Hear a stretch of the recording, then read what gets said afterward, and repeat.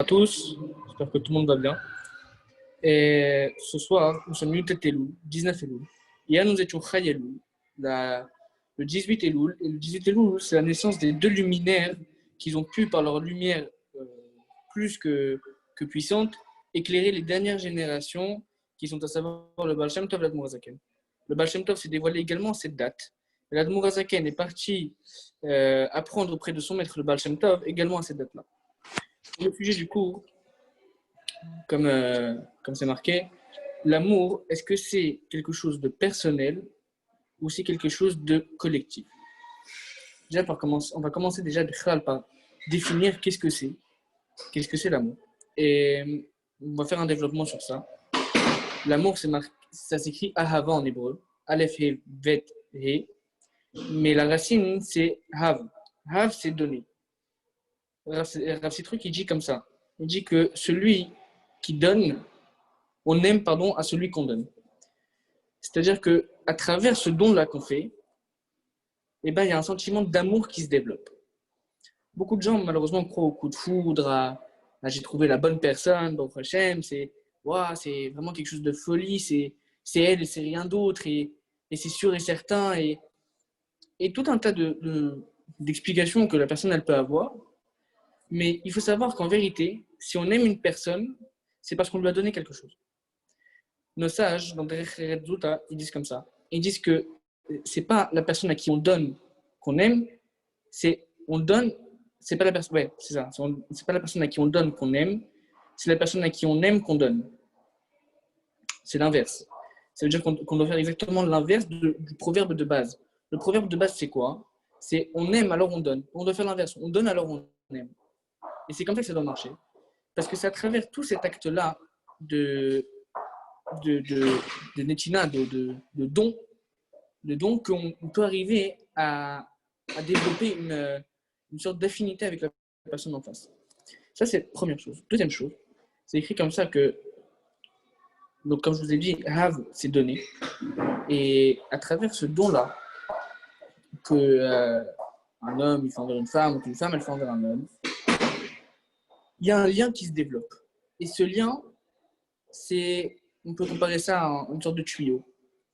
Et ce qui passe à l'intérieur, c'est l'eau. Et l'eau, on va la représenter par l'amour. Comment est-ce qu'on construit un amour? On le construit parce qu'on donne quelque chose. Et qu'est-ce qu'on doit donner? Alors, on pourrait se poser une question. Est-ce qu'il y a des choses qu'on doit donner? Est-ce qu'il y a des choses qu'on ne doit pas donner? Est-ce qu'il y a des choses qu'on doit faire ou pas faire?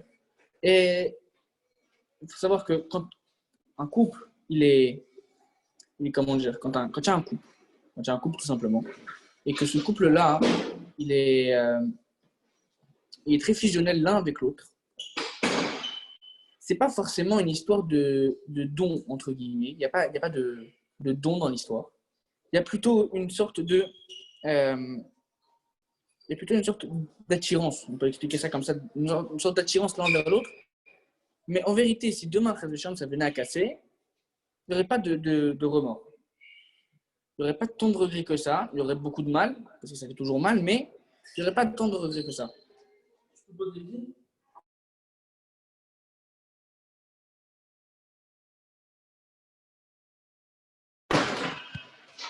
Excusez-moi. Donc, je disais que quand un couple ne donne pas l'homme ne donne pas à la femme ou que la femme ne donne pas à l'homme, il y a un manque de entre guillemets, on ressent comme ça un manque. Il y a quelque chose qui manque.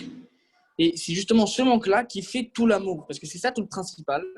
Tout le principal, c'est ça. Tout le principal, c'est ce tuyau qui va conduire à avoir une vraie relation. Maintenant, qu'est-ce qu'on doit donner? Alors, on doit donner de cette personne. On doit donner de soi, de son argent. Un homme, il doit faire des cadeaux à sa femme. Et la femme, elle doit faire des cadeaux à l'homme. Mais comment est-ce qu'on le construit? On le construit à travers plusieurs points. À travers des bases que j'espère que chacun a en soi. Comme le respect, la peur de décevoir l'autre, etc. Mais avant tout, on le, comment dire, avant tout, on fait en sorte que ce canal ne soit pas détérioré. On voit comme ça une histoire que, et un jour, il y a une femme qui a écrit au Rabbi, elle lui a demandé, Rabbi, j'ai du mal à trouver un khatan, et elle a commencé à lui faire dans sa lettre la liste de tout ce qu'elle voulait. Et dans cette liste-là, elle marque, alors je veux ça, je veux un mari comme ça, un mari qui travaille, un mari qui a de l'argent. C'est des exemples, je ne connais pas le contenu de la lettre, mais je suis comme ça, de l'argent, qui a une bonne famille, qui a une bonne situation, etc., etc. Le rabbi, dans sa réponse, il lui marque deux choses. La première, il entoure tous les mots qui commencent, toutes les phrases pardon, qui commencent par je. Ça, c'est la première chose. Et la deuxième chose, il lui marque en bas un petit PS, il lui dit ce que vous voulez, c'est des choses qui sont dignes des films. C'est pas dans la vraie vie. Dans la vraie vie, ça n'existe pas quelqu'un comme ça. On va revenir plutôt se concentrer sur le point jeu. Le jeu, c'est quoi?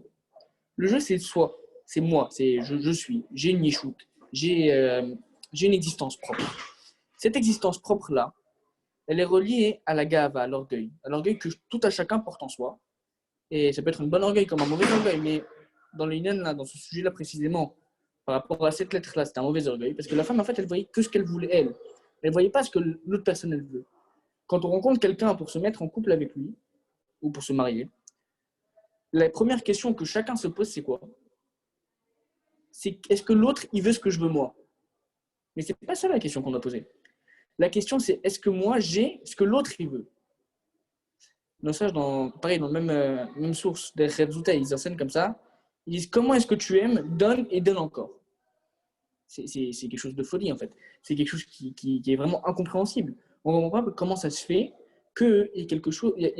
On te dit comment est-ce que tu fais pour aimer, donne et donne encore. Mais j'ai pas besoin que tu me dises ça parce que je vois pas le rapport entre l'amour et le don. Et ben c'est ça justement tout le problème. C'est qu'aujourd'hui, malheureusement, s'il y a beaucoup de couples qui cassent, beaucoup de mariages qui divorcent, c'est effectivement parce que personne n'a fait ce travail-là au préalable de faire, comment dire, de faire ce don de soi. Le mariage, c'est un sacrifice. C'est un sacrifice et c'est un sacrifice de soi en fait.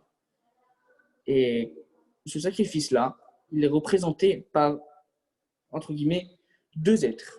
Deux êtres qui sont dans une histoire et que tout d'un coup, il y a quelque chose qui vient chambouler l'histoire et que les deux, leur lien qu'ils ont, il n'est pas si solide que ça.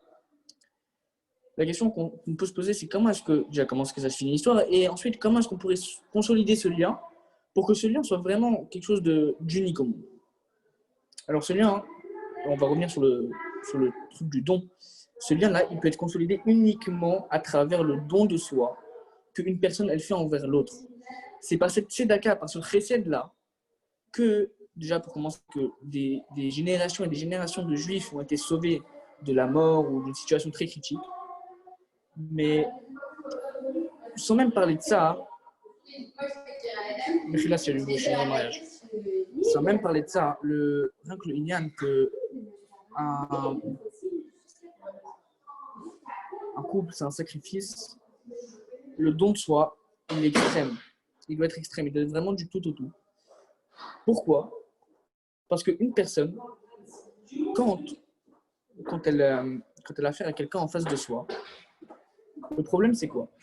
C'est qu'elle va toujours se regarder elle-même, mais elle ne va pas regarder qu'est-ce que l'autre il veut. L'autre il veut quoi?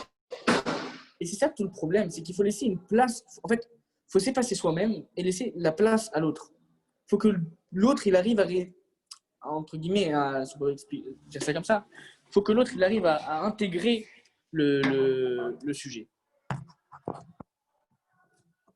Si on me voit mal, si on m'entend mal. Voilà. Et c'est par ce don de soi-là qui est quelque chose de primordial dans un couple, qu'on va faire résider la Shrina, la présence divine, on va faire résider Dieu lui-même à l'intérieur du couple. Par exemple, comme ça, dans les Shiva Brachot, il a créé l'homme comme lui. Betselem, Demut Tavnito, pour qu'il lui ressemble à lui et uniquement à lui. Ve'itkinlo binyan adead, et qu'il va construire une construction adead à tout jamais. Et bon, à la fin, on va terminer par Khatachem, etc. Mais si Dieu il a créé l'homme et il a créé la femme, c'est pour que les deux puissent coexister ensemble. Comme c'est marqué dans Bereshit, quand Akadosh Baruch Hu, il a créé la femme, il a dit à Adam, Baraki Bishvilcha, Ezer Kenegdo. Je t'ai donné une femme, j'ai créé pour toi une aide contre toi. Rachid explique là-bas qu'est-ce que ça veut dire qu'une aide contre toi. La femme, c'est pas quelque chose entre guillemets de mal. C'est pas quelqu'un de mal. Mais qu'est-ce qui va faire avancer le couple? C'est justement, c'est le fait qu'elle soit en permanence contre nous ou que l'homme soit contre la femme. Entre guillemets, encore une fois, on prend bien les choses à leur juste proportion. Hein. Je ne suis pas en train de dire qu'il faut que les deux ils se tapent dessus. Mais juste que l'un il dise à l'autre ce qui ne va pas et que l'autre dise à l'un ce qui ne va pas, évidemment, mais aussi le fait que l'homme il laisse une place à la femme et que la femme laisse une place à l'homme dans son intérieur même. À travers ce don-là, va pouvoir exister une relation très particulière qu'un homme et une femme peuvent avoir uniquement, enfin qu'un couple peut avoir uniquement l'un vers l'autre, et que personne ne peut avoir ce lien mis à part eux. Et à travers ça va découler un bonheur extrême. Et pour en revenir à ce qu'il disait Rav Citruc, il disait aussi que quand un homme il rencontre une femme et qu'il penser que cette femme-là, c'est l'amour de sa vie, c'est quelque chose d'extraordinaire, c'est la 7e merveille du monde, c'est quelque chose de magnifique. Quand on fait ça, quand on regarde ça, et quand on essaie de comprendre le fond, bon, on s'aperçoit que c'est faux, comme il dit ces trucs. On s'aperçoit que c'est faux parce que la personne parfaite, la personne idéale n'existe pas. Il n'y a que Dieu qui est idéal, il n'y a que Dieu qui est parfait, et tzadikim qui vont avec. Mais, en soi, la femme et l'homme ne sont pas parfaits. Et justement, c'est cette imperfection qui va créer la perfection même. Comment?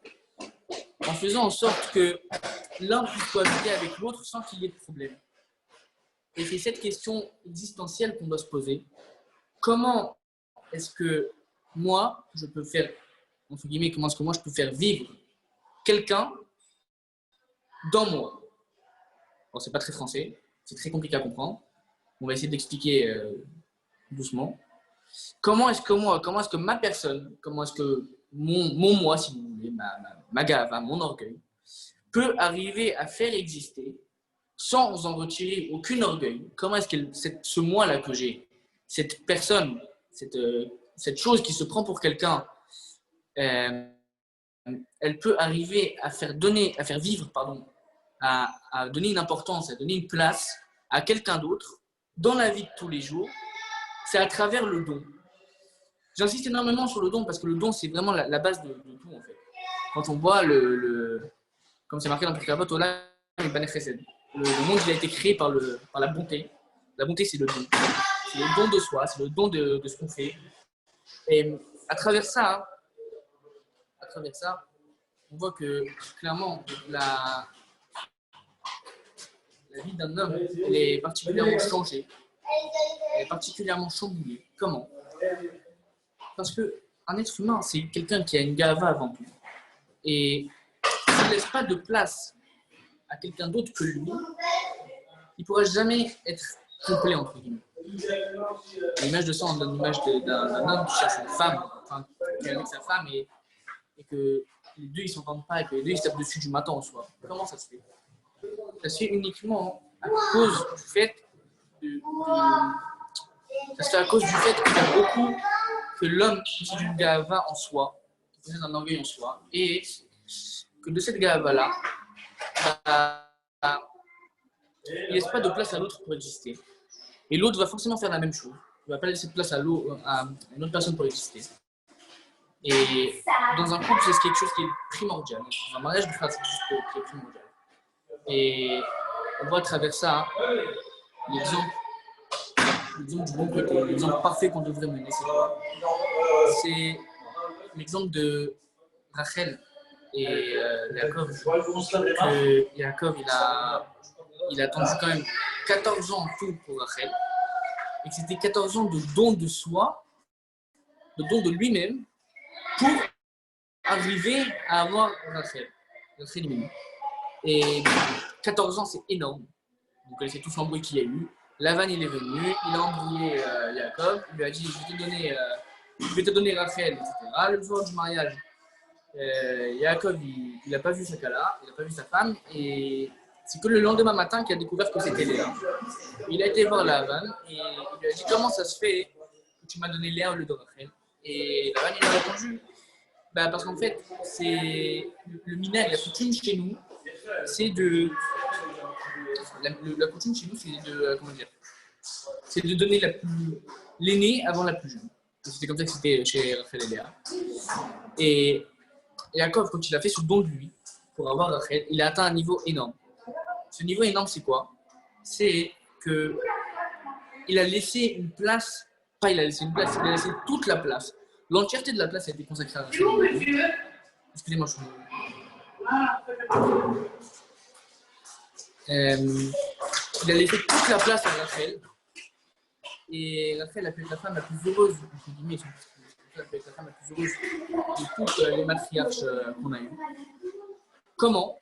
Parce qu'à travers cette place-là, que Yaakov Avinu lui a laissée, elle a pu exister, et elle a pu se forger. On voit la même chose avec par exemple, avec Abraham Avinu, qui, lui, a fait un énorme travail, entre guillemets, à casser toute sa nature pour pouvoir laisser la place à Dieu. C'est pas le cas de la femme, entre guillemets. C'était dans cette histoire-là, la femme, Sarah, elle n'a aucune place. Sarah n'a aucune place, mais pour Abraham. Mais Abraham, c'est quoi? C'est Midat HaChesed. Midat HaChesed, c'est la Midat de la beauté. C'est le don. Et à travers ce don de lui qu'il a fait, il ne faut pas oublier que quand même qu'Abraham Avinu, il a quitté à partir de 3 ans, on dit comme ça, qu'à partir de 3 ans, il a commencé à comprendre qu'il y avait une force supérieure qui dirigeait la nature et qui n'était pas à travers des idoles. Et quand tout ça s'est passé, quand tout s'est fait, bah, il est parti de chez lui et il a changé toute sa conception des choses, si vous voulez, toute sa vie, il a changé pour pouvoir servir Hachem, pour pouvoir reconnaître que Hachem, il est là. Et ce qui s'est passé, c'est quoi? C'est qu'à travers ce don de lui qu'il a fait, il a pu laisser la place à Kadosh Baruch Hu et Hachem l'a élevé. Et c'est la même chose qu'un homme doit faire envers une femme. Il doit laisser la place, entre guillemets, à la femme qui revient. Quand on lit la Ketouba, c'est marqué comme ça que l'homme, il doit... Pourquoi je parle de l'homme essentiellement? Parce que l'homme, c'est quelqu'un qui, de par sa nature d'homme, de mâle, il a une gava, il a un orgueil vraiment extraordinaire. Au Hachem 5 sur lui, il a un orgueil poussé, extrêmement poussé. Et c'est quelque chose de, comment dire, de très perturbant pour une femme qui, par nature, la femme, c'est quelque chose de pur, de simple, c'est quelque chose de bon, c'est quelque chose de bon avec elle-même et de bon avec les autres. Et l'homme, malheureusement, lui, il a plus tendance à être goura qu'à être essayé. Il a plus tendance à être dur et à être gaviste, ce qu'on appelle un gaviste, orgueilleux, qu'à être bon envers les autres. Alors bon, je n'ai pas dit que les hommes, ils sont mauvais. Je dis juste qu'un homme, dans lui, il a comme... C'est obligé, c'est tout un chacun, c'est tzadikim, encore une fois, on les exclut du lot. On parle pour le commun des mortels simple. L'homme, il a en lui une sorte d'étincelle de gava, et que s'il ne travaille pas, cette étincelle de gava, cette gava-là, qui est une étincelle au début, elle va devenir un feu dévorant qui va le dévorer, lui. Et c'est la même chose dans le couple ou dans le mariage. Quand un homme ne travaille pas sur sa gava, bah, cette gava-là qu'il a, elle va le bouffer, lui, et son entourage, et sa femme également. Et c'est quelque chose de destructeur. Pour répondre à la question qu'on a posée, est-ce que l'amour c'est un projet collectif ou un projet personnel? L'amour c'est un projet personnel et collectif à la fois. Personnel dans le sens où on doit faire chacun un travail sur soi pour laisser la place à l'autre d'exister. Mais collectif dans le sens où on doit penser à l'autre avant soi. Et quand je dis penser à l'autre avant soi, ça ne veut pas dire je pense à moi parce que je sais que ce que l'autre il veut, c'est ce que moi je veux. C'est pas ça ce qu'on doit se dire. C'est vraiment, est-ce que l'autre, comment dire, est-ce que la personne en face de moi, elle a une existence dans moi, dans mon intérieur, dans mon être, dans mon corps, dans mon cœur. Est-ce qu'elle a une existence propre? Est-ce que je lui donne assez? Et c'est à travers ce don-là que chacun, il est entre guillemets, chacun il est obligé de travailler chacun est obligé de construire ce canal, encore une fois, ce tuyau d'arrivée de bracha, pour que Hachem puisse résider dans le couple et il puisse donner la bracha à chacun des couples et à chacun des nouveaux mariés, à certains cas ou peu importe. Chaque personne qui est avec quelqu'un, elle doit faire don de soi et elle doit donner énormément. Elle doit donner énormément pour que la personne en face de soi puisse exister. Alors, je vais m'arrêter là, merci là, parce que je suis en mariage et qu'il y a énormément de bruit. J'espère que le show vous a plu. Si vous avez des questions, n'hésitez pas.